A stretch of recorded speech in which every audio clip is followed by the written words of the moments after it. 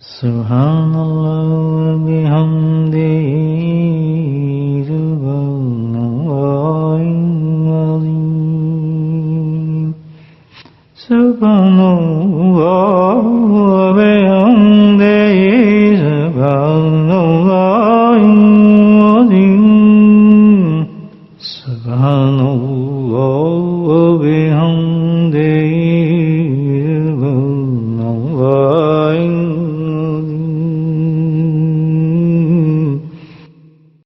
مراقبہ فرمائیں. مراقبہ دل کی صفائی کے لیے سب سے زیادہ مفید چیز ہے. بزرگان دین فرماتے ہیں کہ اگر کوئی چاہتا ہے کہ اس کا دل صاف ہو جائے، گناہوں سے پاک رہے، نورانی بن جائے، تو جس قدر وہ مراقبات کرے گا اسی قدر اس کو یہ چیز حاصل ہو جائے گی. یہ بہت ہی بڑا ایک علاج ہے مراقبے کا. نبی کریم صلی اللہ علیہ وسلم کی سب سے پہلی عبادت جو تھی وہ مراقبہ تھا. غار حرا میں آپ کی کوئی عبادت نہیں تھی، بس یہی عبادت تھی کہ اللہ کی طرف آپ رجوع فرماتے تھے بس یہ مراقبے کی. مراقبہ جو ہے ایک بہت ہی مفید چیز ہے. اس کا طریقہ یہ ہے کہ دل کی توجہ جو ہے مکمل طور پر اللہ کی طرف رکھنی پڑتی ہے. آپ سمجھیں کہ یہ ایک پریکٹس ہے. تمام توجہوں سے ہٹ کر وہ تبدل رہی تبدیلا. ایک پہلی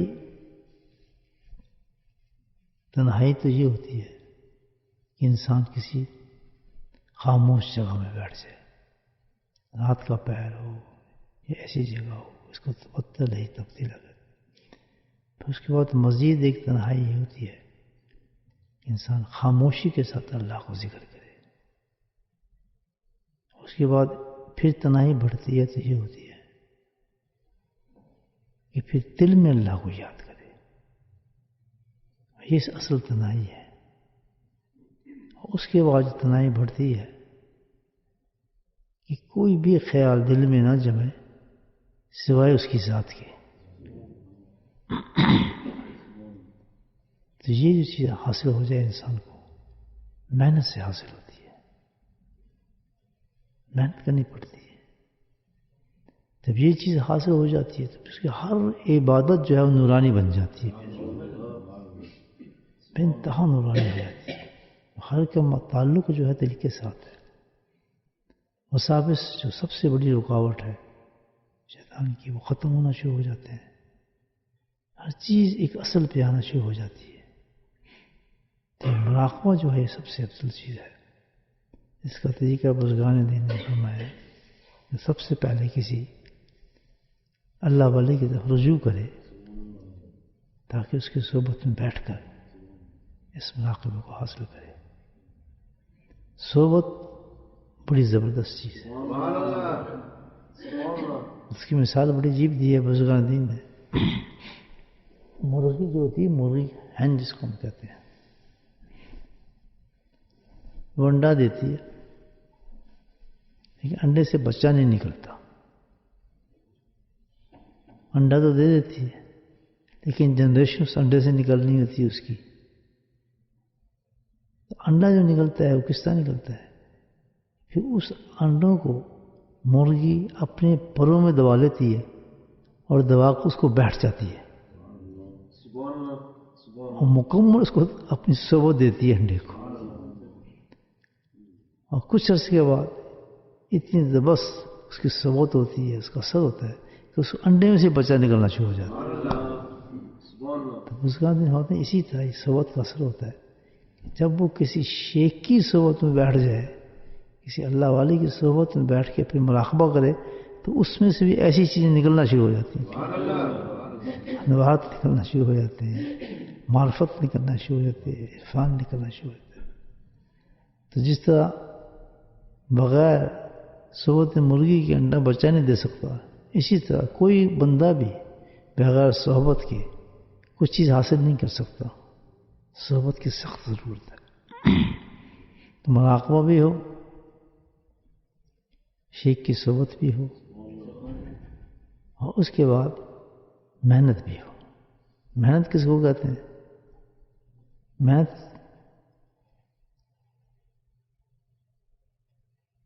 اس میں یہ ہے کہ جیسے شیخ آپ کو ترتیب دے آپ کے معاملات کا، اس کو اسی طرح ادا کر دیں، وہ محنت بن جاتی ہے۔ مثال کے طور پر کسی شیخ نے اس کے علاج پر یہ کہہ دیا کہ آپ 1000 اسم ذات کی تسبیح کریں، بس وہ 1000 کی تسبیح کرنا اس کے لیے محنت ہے۔ اب وہ 10,000 نہیں کرے گا، 1,00,000 نہیں کرے گا، بلکہ وہ 1000 ہی اس کے لیے جو ہے وہ محنت بن جاتی ہے۔ اس میں ایک کام اس نے کرنا ہوگا جو محنت کو اختیار کرے، وہ کیا ہے کہ استقامت سے اس 1000 کو کرنا ہوگا۔ جو پھر اس نے بتایا اس کو باقاعدگی سے کرے، اس کا نام محنت ہے۔ الحمدللہ اس پر اللہ نے کہا وَجَاهَدُوا فِينَا لَنَهْدِيَهُمْ سُبُلَنَا، تو اس طریقے سے محنت کرے گا تو اللہ وعدہ فرماتے ہیں کہ معرفت کے دروازے میں تیرے کھول دوں گا سارے۔ نہیں، قرآن نے وعدہ فرمایا ہے۔ یہ ہے مراقبہ۔ اگر ہم اپنی صفائی چاہتے ہیں، مساوات سے بچنا چاہتے ہیں، اللہ کو راضی کرنا چاہتے ہیں، قبر کی تیاری کرنا چاہتے ہیں، تو یہ طریقہ ہے جو قرآن نے بتایا ہے۔ یہی محنت ہے۔ اب یہ محنت ہے کہ آپ صبح اٹھیں، فجر پڑھی، یہ تو فرض تھا سارا۔ اب آپ نے اللہ کی طرف محنت کرنی تھی تو آپ ذکر کے اندر بیٹھ گئے، اپنے شیخ کی صحبت میں بیٹھ گئے، یہ کوئی فرض نہیں تھا۔ الحمدللہ یہ آپ کی محنت تھی۔ اب اس میں انسان نے پابندی اختیار کر لی، سبحان اللہ، وہ اللہ کے قریب ہی ہونا شروع ہو گیا۔ اچھا، پابندی کا بھی سن لیں بات۔ پابندی بھی ایسے ہے کہ اگر کبھی انسان نہ آ سکے، نہ ہو جائے ایک آدھ دن کا، یا بیچ میں کوئی دشواری ہو جائے، یا بیچ میں نفس آ جائے اور پھر آنا شروع ہو جائے، تو یہ بھی بزرگان دین کہتے ہیں یہ بھی پابندی ہے۔ اس کو پابندی سمجھے۔ نفس نے اس کو پکڑا جگڑا، پھر وہ آ گیا دوبارہ، پھر آگے بیٹھنا شروع ہو گیا، پھر تھوڑی دیر کے لیے اس کو نفس نے پکڑا، پھر ایک آدھ دن کے لیے غائب ہو، پھر آ گیا، تو اس کو بھی بزرگان دین کہتے ہیں یہ بھی خالی نہیں ہے، یہ بھی پابندی میں داخل ہو جاتا ہے۔ تو کتنی چھوٹ دی اللہ پاک نے اپنی محبت کے لیے، لیکن آدمی ہلتا ہی نہیں کیونکہ نفس و شیطان اس کو پکڑتا ہے۔ مراقبہ کریں۔ مراقبے کا طریقہ یہ ہے کہ دل کی طرف توجہ فرمائیں، پورا اپنا دھیان مراقبے میں دل کی طرف رکھیں۔ خیالات آ رہے ہیں، وساوس آ رہے ہیں، گھر کا خیال آ گیا، کوئی جھگڑے کا خیال آ گیا، کوئی دل آنا شروع ہوتا ہے نا آدمی کے لیے ڈسٹرب کرنے کے لیے، تو اس سے نہ گھبرائیں۔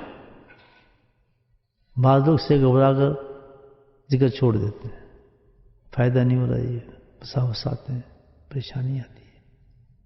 تو بزرگان دین فرماتے ہیں بھائی اس میں پورا فائدہ آپ کو ہو رہا ہے، اس جیسے چھوڑیں نا، پورا آپ نیت کر کے بیٹھ کے ہیں، اللہ کا نام لینا شروع کر دیا ہے، پورا فائدہ اس میں آپ کو ہو رہا ہے۔ اس کی مثال بڑی اچھی، جب آپ کھانا کھاتے ہیں تو وساوس آتے ہیں نہیں آتے، خیالات جاتے نہیں تو کھانا کھاتے انسان کے، جا رہے ہیں نہیں جا رہے، اس کا خیال آ رہا ہے کہ اس کا خیال ہے کہ کھانا کھائے جا رہے ہیں، تو وہ جو خوراک ہمارے اندر جا رہی ہے وہ وٹامنس پیدا کر رہی ہے، وہ خون پیدا کر رہی ہے، وہ خوراک میں پورا کام کر رہی ہے، کر رہی ہے نہیں کر رہی، پورا جا رہا ہے۔ تو خیالات آ رہے ہیں لیکن کھانا آپ کو پورا نرشمنٹ آپ کو دے رہا ہے، وہ تو اللہ کا نام ہے، جب اللہ کا نام اندر جا رہا ہے تو آپ کو فائدہ نہیں دے گا، تو اتنے نقصان کی بات نہیں۔ خیالات آنے دیں، کچھ بھی ہو رہا ہے دماغ میں، کدھر خیال جا رہا ہے، بس اس کو ہٹاتے رہیں، اس کو ذہن سے ہٹا کے پھر اللہ کا نام لینا شروع کر دیں۔ آپ اللہ کا نام لینے بیٹھیں ایک دم خیالات آنا شروع کر دیں، دیکھیں او یہ تو خیال آ رہے ہیں، ایک دم پھر ہٹا کے پھر اللہ اللہ شروع کر دیں۔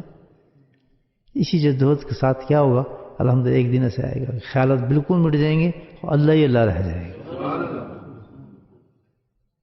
ذکر نہیں یا باقی انت الباقی ہے سب چیز پھر باقی اللہ ہی نام ہوتا ہے.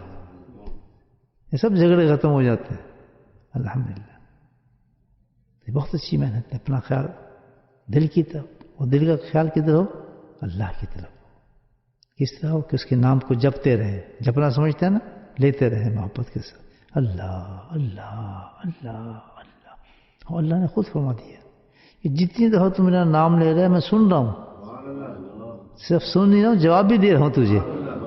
یہ کتنا زبردست بات ہے. دیکھ، یہ سب قرآن کہتا ہے. پورے یقین کے ساتھ اس ذکر کو کیا کریں. مراقبے کو بڑی اونچی چیز ہے. زندگی ضائع نہ کریں دوستو، زندگی نہ ضائع کریں. اتنے بڑے بڑے انعامات ہیں اس اللہ نے ذکر کے دیے ہیں اس محنت پہ کہ انسان تصور نہیں کر سکتا. ہزاروں ہزاروں لاکھوں میل دور بزرگان دین سفر کرتے تھے اس ذکر کو سیکھنے کے لیے. عاجز آپ فقیر بیٹھا ہے، یہ بھی یہاں سے جا کے حضرت کی خدمت میں پیش ہوتا تھا. 3,000 میل سفر کرتا تھا میں اس نام کو سیکھنے کے لیے. کیا میں نے، یہ تو میں آپ کو اپنی مثال بتا رہا ہوں. لیکن میں کہتا ہوں وہ کچھ بھی محنت نہیں تھی. آج وہ جو محنت اس کا پھل کھا رہے ہیں الحمدللہ. آج بیٹھ کے سکون کے ساتھ مسجد میں اللہ کا نام لے رہے ہیں. اس محنت کا نتیجہ ہے نا دوست. گھبرائیں نا اس محنت پہ، لگے رہیں الحمدللہ. بس ایک راستہ مل گیا ہے، اس پہ ڈٹ جائیں. بالکل سیدھا اور سچا راستہ ہے الحمدللہ. یہ وہ آدمی آپ کو بتا رہا ہے جو اس راستے پہ چلا ہے اور اس کو فائدہ ہوا ہے الحمدللہ. اور قرآن چیز کو گواہی دیتا ہے اس چیز پہ. تو محنت کریں، وقت کو ضائع نہ کریں، اور اسی طریقے کو پابندی کرتے رہیں اپنے. کیا؟ صبح شام صحبت لیں شیخ کی، اور جو اس نے وظیفہ آپ نے بتایا اس نے آپ کو اس کے مطابق وظیفہ کرتے رہیں. بس ختم الحمدللہ. باقی جو کام زندگی میں آپ نے کرنا ہے اس کو کرتے رہیں. مراقبہ کرتے ہیں دل کی طرف، اپنی پوری توجہ رکھیں اور دل کی توجہ اللہ کی طرف کریں، یعنی محبت کے ساتھ. اس میں ذات اللہ اللہ اللہ کو پکارتے رہیں. Remember Allah subhanahu wa ta'ala in your heart by the name of Ism Mubarak. Allah Allah.